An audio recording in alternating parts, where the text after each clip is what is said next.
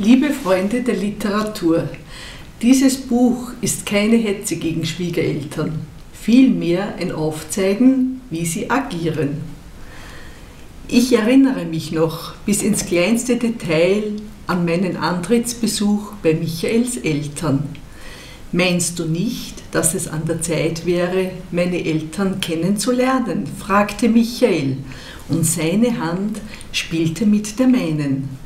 Ich zog die Schultern hoch und sah an ihm vorbei. Ja, ich weiß, murmelte ich und betrachtete Michaels Hände. Es waren weiche, tröstende, sie passten zu ihm. Der Tag nahte und noch freute ich mich und kaufte mir extra ein schickes Kleid. Jetzt war es soweit. Unschlüssig betrachtete ich mein Spiegelbild. Sollte ich lieber das braune Kostüm nehmen? Es war dezenter. Nichts da. Das neue grüne Kleid ist es, murmelte ich energisch. Zu oft schon war ich dezent gewesen.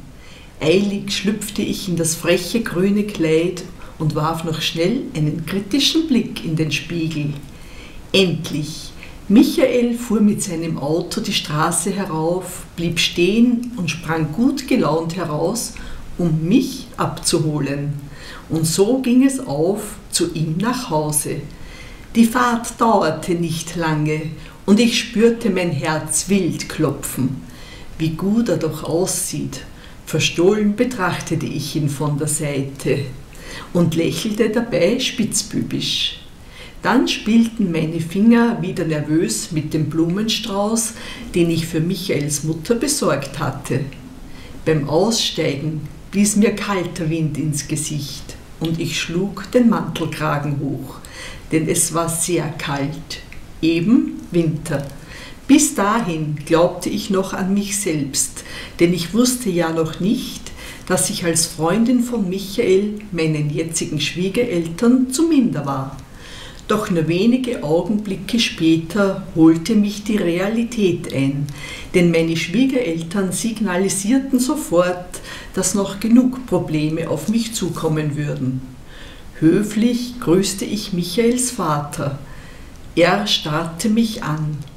So, brummte er und musterte mich von Kopf bis Fuß. Ich ärgerte mich. Unverschämtheit. Waren das etwa die Manieren eines älteren Herrn?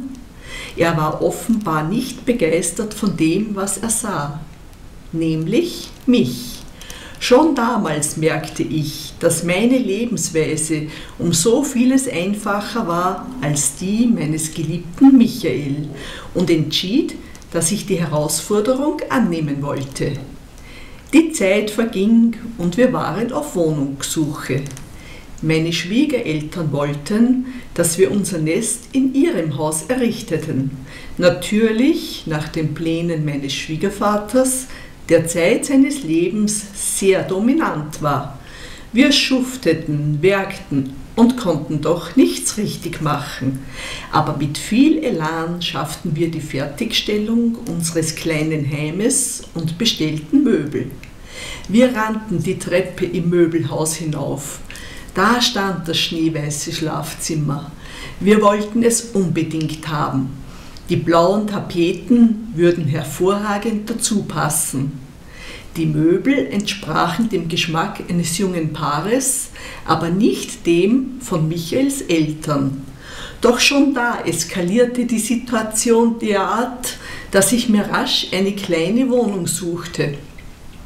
In Michaels Augen las ich das Feuer der Leidenschaft und mit dem Blick auf eine ungewisse Zukunft beschloss ich, das Feuer am Brennen zu halten. Michael sah mich an. Du gehörst nicht hierher in diese Wohnung. Warum gibst du sie nicht wieder auf und kommst zu mir in das Haus meiner Eltern? Ich gab keine Antwort.